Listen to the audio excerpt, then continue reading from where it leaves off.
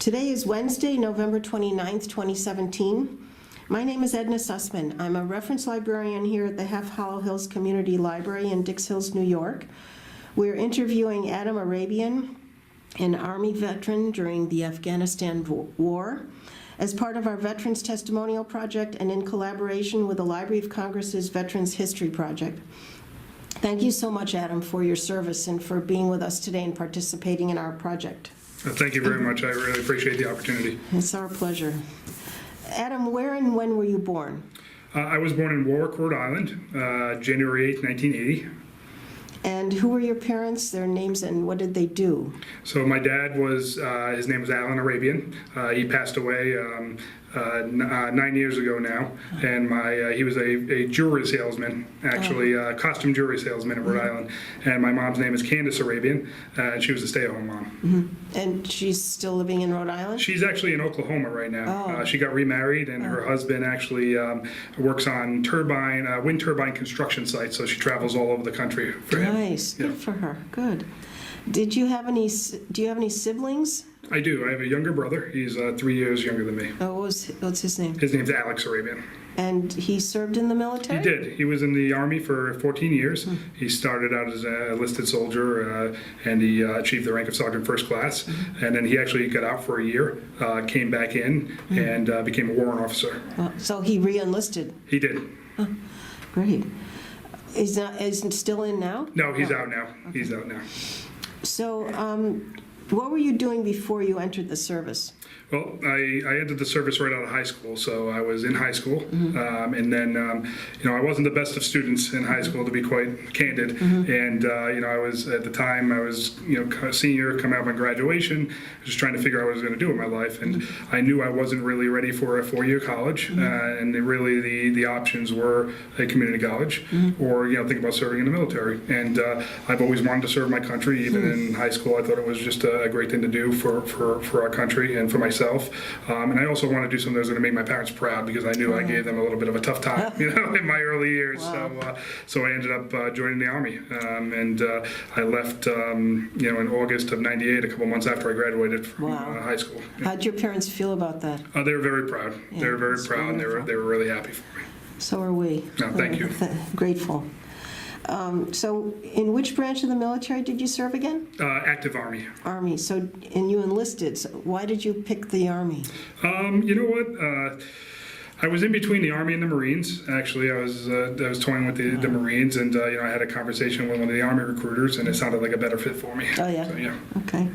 So what happened when you departed for training camp and during your early days of training? Well, it was interesting, for sure. It was a shock to the system. I went to basic training at Fort Benning, Georgia, which is the home of the infantry, and that's where they do the infantry basic training and the infantry training. And it was just as you would expect basic training to be. It was tough, a lot of yelling and a lot of physical activity, but it was something I needed from a discipline standpoint. Really? I didn't really struggle with the physical aspects of it. And the mental aspects, I got over. I was really a leader amongst my peers in basic, studying basic training. Myself and a friend of mine that I became close with, John Spooner. We kind of rose among our peers at that time, and it actually led to a promotion at the end of basic training, which was really nice. That's quick. Yeah, right? Yeah, it was. Yeah. Wow. Now, do you request the infantry, or they decided that for you? Yeah, well, I didn't do too good on the ASVAB test going in, so there wasn't a lot of choices at the time. Oh, I see. But I did know I wanted to, if I was going to join the Army, I wanted to be on the front lines. I wanted to, really, serve a purpose. Not that everybody doesn't serve a purpose in the military, right, but I felt like it's something I wanted to do. So you're very brave. Thank you. Wow. So do you recall your instructors? So what happened when your training camp first was where again? It was in Fort Benning, Georgia. Right. Yep. Do you recall your instructors, what they were like? I do. They were extremely tough. They were really seasoned Army sergeants, and the job of a drill sergeant is obviously to kind of mold you into a soldier that's ready to go to your unit and prepare for battle. Although at that time it was peacetime, right. And we didn't have any idea what would have been coming in the next couple of years. They were tough. They were very tough, but they were tough for a reason. And then at the end, I gained a lot of respect for them. And actually, when you graduate basic training, they kind of let their guard down a little bit, and they see you more as a peer soldier. Than just a recruit anymore, and they know you're going to a unit and you're going to serve. So they were doing their job, really. They had to do that. Yep. It had to be that way. Oh yeah, for sure, for sure. Did you receive any specialized training, and what was that? For basic training, we had our individual infantry training was directly following that, and it was really just that infantry training, how to use your rifle in a more advanced way, infantry style tactics. We did live fire exercises on the base, so more just diving a little bit deeper into the infantry role. How long was the basic training? It was 16 weeks in all, I believe. Wow. I think it was 8 weeks of basic training, and I think it was 6 weeks of training after the basic training. Wow. And then where did you go after that? So then I was given my duty station, Fort Drum, New York, and that's the 10th Mountain Division. And actually, I was able to choose my duty station going in. That was one of the things that I was able to get from the recruiter. I wanted to be in an infantry base that was a little bit closer to home. And Fort Drum, being from Rhode Island, was the closest infantry base. The next closest one would have been North Carolina, Fort Bragg. Oh, I see. So I chose Fort Drum, and it's an interesting place. It's very cold. And I know you're from that area, so it's but it's a great division. It was a rapid deployment division. So that infantry unit was called to the first ones being called during major conflicts. Really? And at the time, like I said, there wasn't any major conflicts, but a couple of years from then there would be. So. Yeah. How was it adapting to military life, the physical regimen, barracks, food, all that, social life? Yeah, it was a transition for sure. But being younger and being single and not really having any true ties, it wasn't that difficult for me. We really became like a family, and I know a lot of military people say that, but it is true. I mean, you're living with each other 24 hours a day. You're working with each other 24 hours a day, so you just become very close knit, and you do everything together. Even on the weekends when you get time off, you're together. So it was definitely an interesting time period, and the infantry back then was all male soldiers. So there's only male soldiers in the barracks, and so you're completely all the time with those people. So. And you develop a real rapport with everyone. Yep. You have to, right? Yeah, you got to. Yep. What about the food and barracks and how was that? The food on the base wasn't bad. They have a regular cafeteria that you can go to, or you're even able to go off the base when you want. It's just like a normal. It's kind of like being in a dorm away to college. Yeah. I mean, you have freedom to when you're not working to go and do things that you want to do. When we were out in the field, that was a different story. We used to eat the MREs, the meals ready to eat, and things of that nature that weren't as great. I bet. So, how soon after that? You stayed at Fort Drum the whole time until you were deployed abroad? I did, yeah. I stayed at Fort Drum my whole enlistment in the military, yep. And then when were you deployed to Afghanistan? So I had actually a Bosnia deployment prior to Afghanistan. So it's interesting because September 11th, I remember it like it was yesterday. I was actually in the line at the arms room getting ready to take my gun out. In Fort Drum? In Fort Drum to get ready to deploy to Bosnia. Actually, we had our bags packed. We were ready to deploy for Bosnia, and I remember watching it on TV, in the common area at Fort Drum. And then we were put on hold because they were determining what unit was going to be sent to Afghanistan now after September 11th, after we found out everything that had happened. So it ended up, since we were already on orders to Bosnia, my unit still continued on to Bosnia, and another unit from Fort Drum actually went to Afghanistan in the first major conflict over there. But we were actually the first planes after September 11th able to fly. So we flew to Bosnia right after that. What was happening in Bosnia at that time? Yeah, so at that time we were part of NATO, and it was a peacekeeping mission. So it was, there weren't any major fighting or conflicts. It was just more there to keep the peace with the other NATO countries. Good. Yeah. So how long were you there? 6 months. 6 months, and then you went right to. And we went back to Fort Drum. Okay. And that was I was in Bosnia in 2001, 2002 timeframe. And then there was a year where we did a lot of training because we knew it was only a matter of time before our unit was called to do the rotation in Afghanistan. Because the 10th Mountain Division was the division that was sending soldiers over there at the time. So we did a lot of training. We traveled to Fort Knox, Kentucky to do some training. We did some training in Louisiana. Why did you have because of the climate, or why did you just have to? Climate, and then just different other circumstances that were going on at the time, and just terms of training that we needed to do in order to be prepared to go over there. And some of it's just normal Army training that we would have done anyway. But that was the in between time. And then 2003, we deployed to Afghanistan. How long were you in Afghanistan? 9 months. Okay. So, how did you how were you transported over to Afghanistan?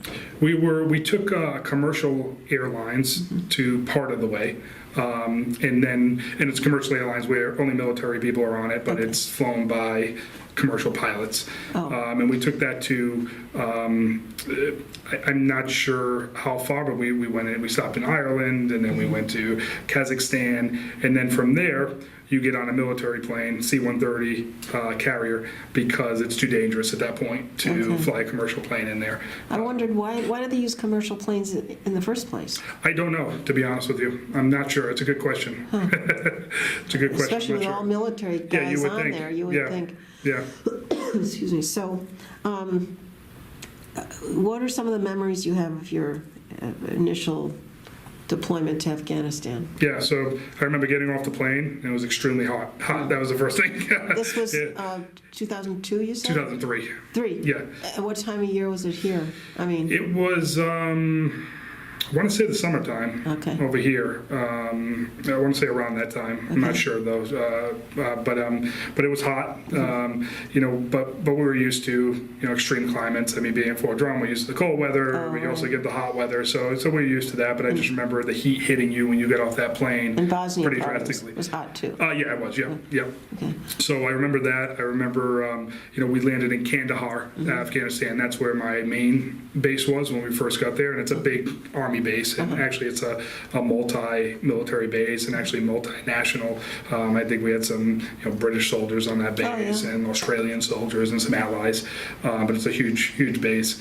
And I remember at the time it was just kind of like a big tent city. There were a lot of big tents that people lived in. There was actually a little coffee shop there, or a little store that you could buy some different things, but all in all, it wasn't that built up at that point. It was just kind of something that they would continue to build upon. Okay. How many how many personnel on the base? Sounds big. I don't know of the total amount, but it had to be hundreds, if not 1,000. Really? I'm not sure of the exact amount though. Yeah.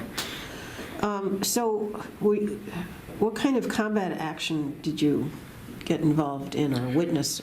Yeah, so earlier on in the deployment was actually supposed to be originally 6 months, and it eventually got extended while we were over there. So, during the first part of the deployment, it was a lot of patrols of local towns, just going out and talking to the villagers, trying to, find, different high-value targets that were in the area. We did a lot of support for the special forces units that were over there, kind of backing them up in certain areas of the country. So you traveled around a lot. We did. Yeah. So you stayed on different bases. We did, yeah. Places. Yeah, we spent time, Kandahar was in southern Afghanistan. We spent most of our time in the southern central part of Afghanistan, but we were at some different towns and locations Ghazni was one town that we were in, Miamdo and Deraru, the province. That was the area that we did a lot of our movements in, and that was where a lot of activity was at that time. So yeah, we're in different fire bases, and a fire base is a kind of like a small base in the middle of nowhere that we put up and run missions out of. Yeah. How do you just pick up and go? I mean, I guess the Army gets you used to doing that. Yeah, we were pretty used to it being infantrymen. We're always on the go. We're never in one place for a long period of time. And that's something we're used to. Wow. So you saw a lot of action because you were right there with the Special Forces or on your own even? Yeah, we did for both. We would be on fire bases and we would take what they call rocket attacks quite frequently. And they were shooting rockets? They were shooting rockets at us. At the base? Yeah, at the base. And, the reality was they weren't really too accurate with the rockets. A lot of them would fly over the base, they would fly in front of the base, but sometimes they would get lucky, and they would hit us. But most of the time they did not. A lot of the action that we saw, they would take pop shots at us, just shoot at us and then run away. So a lot of it was like that. There were a few times when it escalated. So, and then I guess you have to defend yourselves. We do, yep. And we have, obviously, at that time we go into our battle drills and we take cover, we fire back. Depending on the situation, it can vary on how we do that. But we're always obviously returning fire to wherever it came from. Do you feel there were more of you than of them? Personnel-wise, so that was an advantage? Yeah, they moved in very small groups. They were, for the most part, no more than 4 or 5 at one given time. Oh my gosh!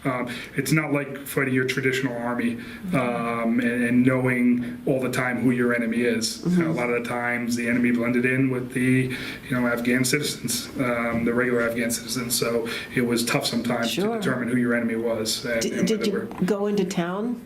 We did. And how did you know who was good and not to be trusted? Yeah, I mean, we didn't. You can't trust anybody over there when you're in a foreign land and you don't know, who the bad guy is and who isn't. You really can't because we can't look for a uniform, a certain type of uniform. I was going to ask you. In World War II, the Nazis wore a certain German uniform, and you knew you were fighting the Nazis. In Afghanistan, the Taliban is dressed just like the normal villager in the town. So. We would go into towns to try to gather intel on who the bad guys are and who the enemies are in the area, and when the last time they visited the towns were, and they wanted to share that. They were willing to share that. Not all the time, no, because it was tough for them. It was tough for the Afghan people because if they gave us information and the Taliban found out about it, the Taliban would kill them. And so it was tough to get information out of them, but every now and again we would get somebody that would share something. Wow. It's very tricky. Yeah. Very tricky. For both sides. Oh, for sure. Yeah. So how was it witnessing, you saw casualties, you saw destruction? And... Yep. Yeah. One battle sticks out in my head among the rest. It was a mission just like any other mission. It started, and we always jump on, for the most part, for big missions, we jump on Chinook helicopters. Those are the big helicopters with the 2 blades. Right. And we do it in the dark. We always say the infantry owns the night. So we go at like 2, 3 o'clock in the morning, and we have our night vision goggles, and they fly us in, we jump off, they fly away. Do you get warning this is going to happen, or they just wake you up and say? No, there's a lot of planning that goes into it. I mean, sometimes they do wake you up if there's something major going on and it wasn't planned, then we jump out of bed and we jump and go. But this one was really planned out. We were given information and intel that there were some pretty high value enemy targets in the area in this village of Miamdo in Afghanistan. So it was pretty planned out. We had a couple weeks of preparing for this, and then the stars aligned when we heard that they were in there, and we took off. So we went there, and it started out just like any other mission. Most of them, like I had said, most of them don't amount to a whole lot. We're walking through villages, patrolling, and just trying to figure things out. But from the time you get the intel to the time you go there, sometimes they're gone. Yeah, I wondered, how do they know? Yeah, I mean, there's nothing there. This time we got tipped off by a villager that we've been in contact with that said they're in the area, right now. So you don't know exactly when you're going, but you have an idea that you're going. So we got the tip off, and then we headed out. How long a flight is that? Was that? That one I would say was probably about 15, 20 minutes, maybe not too far. by ear. I'm guessing right now. I'm not sure of the exact, but. So we got out, we did patrols, and like I said, it was really, it's dark, it's really early in the morning, and then the sun comes up, and you're still doing patrols. And, this instance, we were walking, closer to some of the mud huts where they live in the villages. And all of a sudden, hell broke loose. We just started taking a very heavy fire from the ridge line of the mountains that was next to us and from the village, and we had to, start reacting to contact. So at this given point, we had my squad was, moving up to the village from a certain direction. We had another squad in my pursuit reaching from, and we were surrounding the village because that's where all the fire was coming from at that point. How many of you were there? There was a whole platoon of us there, so there was a good. Actually, there was 3 platoons there, so there was about, I'd say, probably like 40 soldiers, 50 soldiers, 60 soldiers, and some were near the village, some were pulling security up on the mountain, the ridge line. We were actually at the village, when we were taking the heavy fire. So we reacted to contact. We started coming up on the huts, and finally we were close enough, all of us that were surrounding the mud huts, we knew we had to go in because we had to go into the mud huts and take them out because they weren't coming out and they were shooting at us from there. And then, like I said, we were taking heavy fire. So, my squad was on the outside pulling security for another squad that was going in. And the squad that was going in was actually a close friend of mine, was leading the squad, Anthony Lagman. And he took one team from his squad, which is about 4 people, and they began to enter one of the mud huts. And actually, a squad leader, the leader of a squad, isn't normally the first one in the door. It's normally like one of the soldiers that goes in first and then followed behind by the squad leader. And Anthony actually took and moved the soldier back because he wanted to go in first, and in case something had happened. And he went in and he was immediately shot in the head, and he was killed instantly. At that point, obviously, it's a big deal when you're taking fire, but it takes on a whole nother level when you have, killed American soldiers or wounded. At that same time, there were a couple soldiers that were wounded, not fatally, and it was just getting, pretty out of control at the time. So we had to fall back a little bit. Because we found out that inside the mud huts, they were actually dug inside them. So, when you threw a grenade in there, it didn't do anything because they were in a fortified area inside the mud hut, protected. So going in there was just causing more casualties. So we made a call. We called in the A-10 planes with the high firepower. We called in Apache helicopters, and they pummeled it with Hellfire missiles. While we were there. So you could notify. How did you notify the guys that were behind your friend to get back? Yeah, we're always on constant communication. All the leaders are carrying kind of like walkie-talkies with them to talk to one another. Oh, I see. So you're hearing the battle and you're talking, as we're going. And, you never say over a radio that somebody was killed, but you can kind of tell, you can tell when somebody's hit and it's not good. So, the battle ensued, and, the mud huts are built in such a way that even Hellfire missiles from Apache helicopters, are having trouble penetrating the walls of the mud huts because they're so thick. Really? And, so eventually we actually had to drop some really huge bombs from bombers on it to end the firefight because it was that bad. And at the end of the day, there were multiple soldiers wounded, and actually 2 ended up being killed, and Anthony was one of them. And another soldier, Michael Esposito, was shot actually in the leg, but it hit his main artery in his leg, and he bled out and was killed also during the fight. So that was a tough time. You know, I remember it like it was yesterday, and you know, I know a lot of people say it's kind of like in slow motion, but it truly was like a movie. Like it was in slow motion. Like I remember, I was one of the ones tasked with during the fight carrying Anthony's lifeless body to the helicopter to have him evacuated out of there, because we don't leave anybody in the battlefield. When do you get him? I mean, you have to wait until it's safe. No, you get him regardless if it's safe or not. You know, we had to get him out of there quickly. So we had cover while we were carrying his body to the helicopter, and then. I guess the thing that sticks out of my mind the most about the whole circumstance is that it was the first major battle. We'd take shots and fire back, but that was the first one where I'd seen, in front of my own eyes, somebody killed. And after the mission, there were 2 soldiers killed, but you don't just go back to the main base and relax. You move on to the next mission. So we were just out there for another few days, and that's I guess that's when reality hit. The higher reason why we're out there, it's like the mission first. It's always the mission first, no matter what. So. Wow, what an experience! Wow. Yeah. So, that's quite a story. You said you were very close with the guys in your unit. Yep. And have you maintained contact with any of them since Some of them then? I have, yes. Oh, yeah. I still keep in contact with my old roommate, Randy Weaver, and he lives upstate right now in New York. Oh.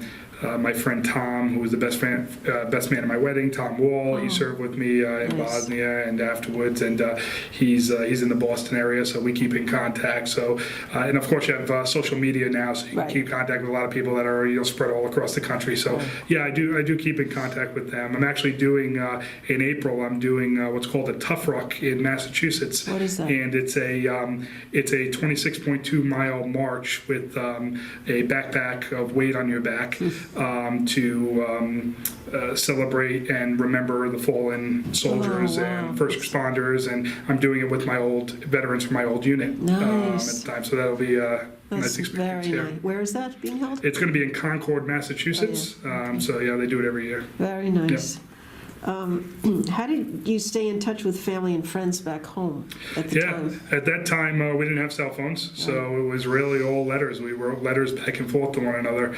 I had a great deal of support from my parents at the time, and friends and family, and I had just met my future wife at the time. How did you right meet before her? Afghanistan. You were over there. Yeah, so we met. I was stationed upstate at Fort Drum, New York, and she went to college in Oswego, which is also in upstate. On the weekends, all the soldiers used to go to the college campus to, have fun and look for a place to get away from the military base. So and we met one weekend, over in her college, and she stayed with me through my whole deployment. So. Very nice. Yeah. So you were there 9 months in Afghanistan? Yep.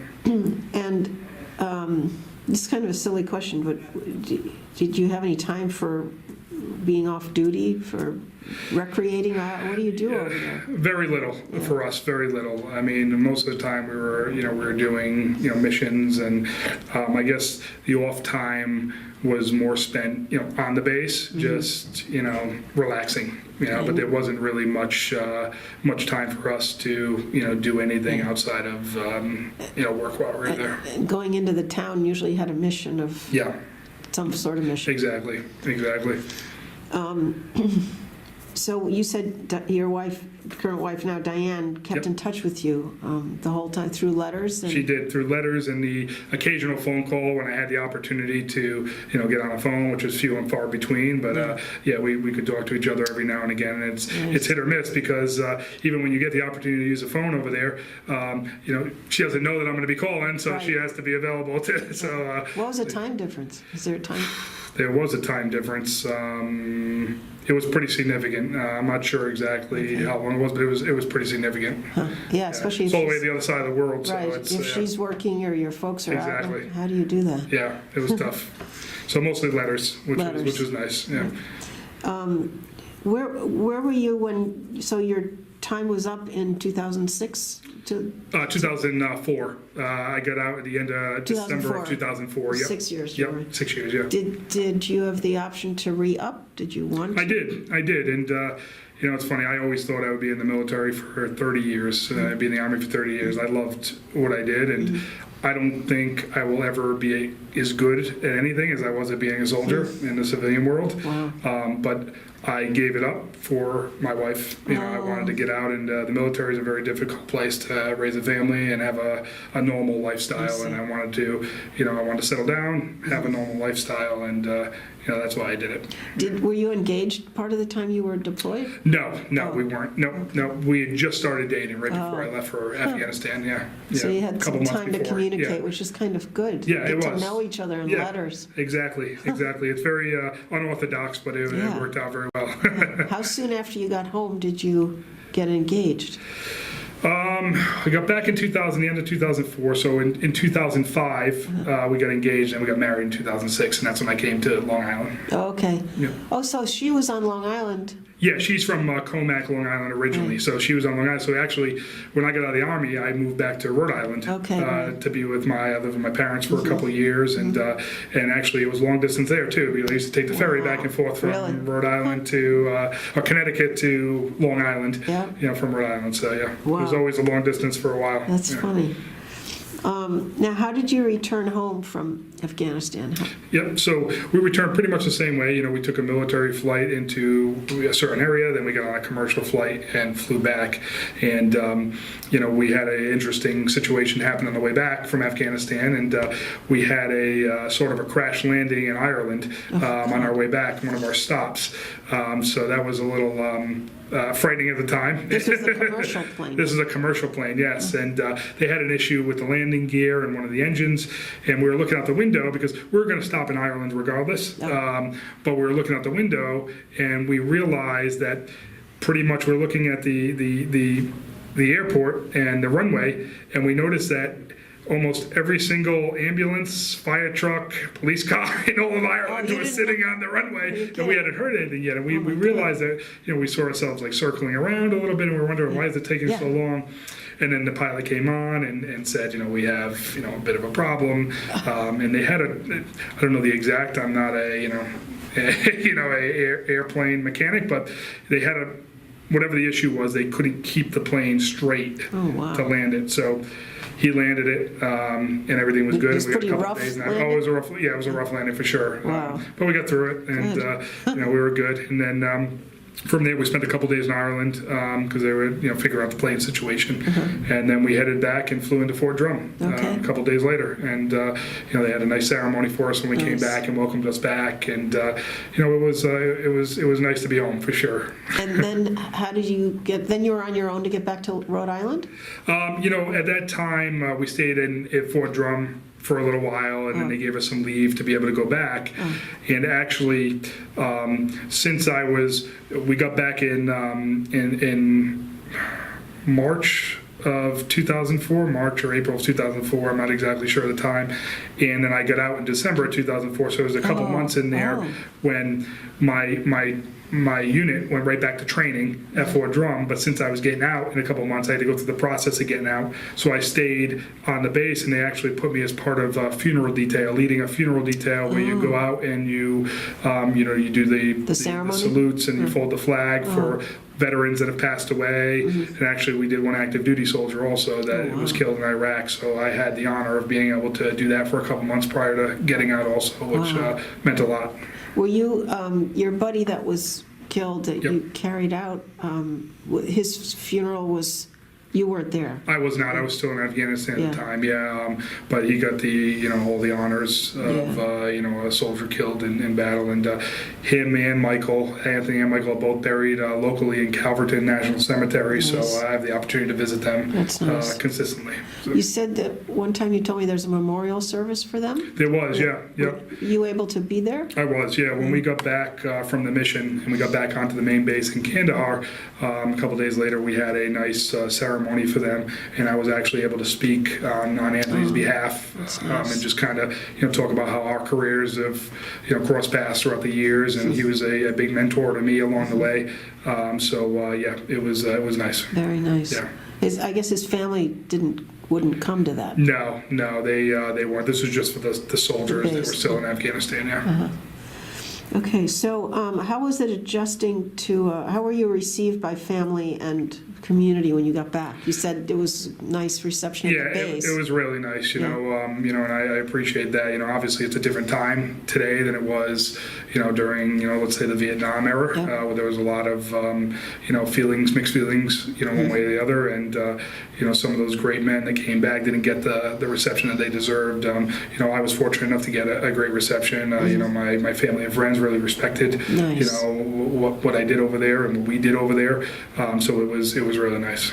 Good. And how was it readjusting to civilian life? Very difficult. Really? Very difficult. In what way? I think the Army was all I knew from You were coming 18, right out of high 19? school to then, and when I got out, I was 24 years old. When you got out, when I got out, so that was all I knew. And coming out and taking a normal civilian job was tough, because I realized very quickly that people don't have to listen to what you say and tell them to do. So as in the military, you can force your will upon somebody, and based on rank, and Wow. that was tough. And then also, trying to understand and that not everybody has the same work ethic that you may have developed in the military, and the same disciplines that you developed in the military. So that was a little bit difficult to adjust to also. But I think that, or I know that my Army experience, has led to the successes I've had, post. I mean, I would never be as disciplined as I am now. I would never be able to deal with stress the way I can deal with it now in tough situations. I think that at the same time, I can also appreciate things on a much higher level than most, just given what I've seen. Yep, those are really overseas. good lessons to learn. Yeah. What did you do after your period when you had a little time off, I guess? In between, before coming to... When you were done with the military? Yeah, You so I... stayed with your folks? Yep, I did. Yeah, I moved back home for about 2 years, and they, at the time, they ran a Catholic high school kitchen, so cafeteria. So they were running the cafeteria, and I went there and I worked with them, Nice. during the days, and kind of did some short order cooking hamburgers and French fries and mozzarella sticks, and it was really great, and I appreciate that time that I got to spend with them, because my dad passed not too long after that. No so kidding. it was nice to be able to. I'm fortunate to be able to spend that time. Yeah. And then how did you decide? Did you go back to school, or what did you do after that? So I moved to Long Island after we got married, and I didn't really know what I wanted to do in my life at the time, because like I said, I thought I would be in the military forever, and I didn't have a degree when I moved to Long Island, so I started working for a company called Cintas, which is a uniform distribution company, I didn't have my degree, like I said at the time, but they gave Army and military people a chance to move into leadership roles without the degree. So I did that for a little while, which was good. Was that not sales? What was that? No, I worked at a production plant. So I see. I was a production supervisor, so I ran the production plant, and they washed the clothes, they dried them, they pressed them, and then sent them out to local businesses, I see. uniforms. So I did that for a little while, and what I noticed was everybody that was coming in with a degree was moving up the chain, and me not having my degree was kind of holding me back. So that was a big goal of mine after the military. I wanted to earn my degree. So I left that company and went into retail, actually, apparel retail, and I worked for apparel retail, and I actually did some time with hardline retail, also like Bed Bath & Beyond, and I worked for Kohl's for a little while, and I did those jobs in order. It was almost like taking a step back so I could move forward, because I did those jobs, and at the same time I went to school full time. I went to St. Joseph's in Patchogue, and I earned my degree finally, my bachelor's degree. In what? In organizational management, so similar to a business degree. And at that time, and that was around 2009, I got my degree, and I got a call from a recruiter from Saks Fifth Avenue, the retailer, and they recruited me to come work in their outlets division to be a manager inside one of the stores in one of their outlets. So, that was a big deal, and I've worked my way to now a regional vice president for the Northeast for the Off Fifth division, and I cover the stores from Niagara to Virginia. So it's been good. It's been good. And you enjoy doing that? I do. You have to travel a lot? I do. I travel constantly. I travel 3 to 4 days a week, up and down from Niagara to Virginia. So it's. We're so lucky that we could hijack you to come in for this. I really appreciate it. Thank you. This is wonderful, and I really appreciate the opportunity. It's amazing to hear your stories. It's wonderful. Now, you said you remained in contact with some of your fellow veterans. Are you a member of any veterans organizations? I am. I'm a member of the VFW. Oh, nice. So I am a member of them, but that's the only one. How do you think your wartime experiences affected your life? It's had probably the biggest effect on my life. I mean, I can appreciate things that most people can't, the little things in life. I really try to, really appreciate everything I have, and I try to, give that message to my children also, so they can grow up and, appreciate what they have and appreciate what other people don't have. Nice. So I think that for me, similar to what we were talking about before, I don't let the little things stress me out, and I think that's very different, especially in the industry I'm in now, where people get really stressed if sales are down. I say, yes, that's important, but it's not as important as, a life or death situation, that we were in, a couple of years back. So I'm able to, look at that and give a different point of view. That's a wonderful attitude. Do they pick up on that? People you tell that to? I think so. That's I think great. so, and I try to rub off on different people, and try to look at things optimistically. Because it can always be worse. That's right. It's not the end of the world. We're selling clothes at the end of the day, and that's not really life or death. So it's a really good attitude. And you mentioned already some life lessons you learned from the military. How do you think your military service impacted your feelings about war and the military in general? Yeah, I mean, I think that it's for me. I think that war is necessary in a lot of cases because, we don't have a draft anymore. So the soldiers that enlist to be in want to be in, and they want to serve their country. And for me, there has been no greater honor in my life than be able to serve my country, because I know what I was doing over there was keeping the enemy from coming here and, attacking civilians and the citizens of the United States. So I think that's, that's how I feel about it. Now, granted, I think obviously there's a lot of politics that are involved.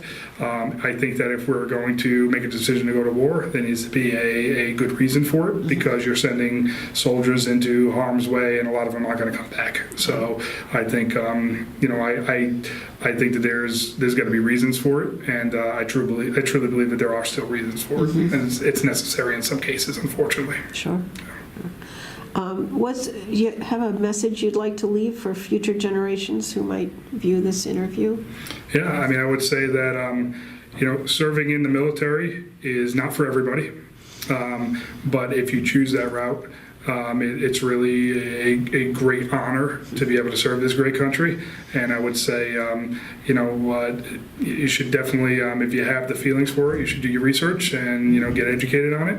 And then if you do make the decision, there's no better way to me of really giving back than serving your country in the military. Nice. Adam, anything else we haven't discussed? Anything you remember you'd like to add? No, I don't think so. I really appreciate this opportunity. I don't speak about this very often. We're so grateful. Thank you. Thank you so much for your service and for sharing everything. Thank you very much. Thank you. Appreciate it.